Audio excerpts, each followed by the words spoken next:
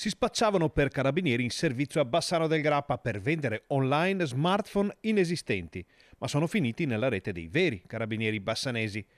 3 uomini di Taranto sono stati denunciati per truffa continuata per aver spillato somme di denaro a una decina di vittime in tutto il Veneto fra agosto e settembre. I truffati, dopo aver versato tramite carta di credito le somme pattuite per l'acquisto di cellulari, si recavano nel comando bassanese dell'arma per incontrare il venditore e poter ritirare il telefono. In alcuni casi i truffatori avevano perfino inviato alle ignare vittime una foto di un carabiniere in uniforme per confermare la propria appartenenza all'arma. Oltre al danno, insomma, la beffa.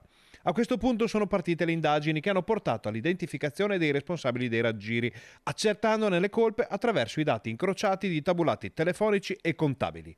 I carabinieri in ogni caso ricordano come sia indispensabile usare la massima prudenza negli acquisti online, prediligendo siti che offrano maggiori garanzie mediante modalità di pagamento protette. Sono infatti innumerevoli le strategie adottate dai malviventi per carpire la fiducia delle loro vittime. In caso di necessità reale o presunta, l'invito è chiamare senza esitazione il 112.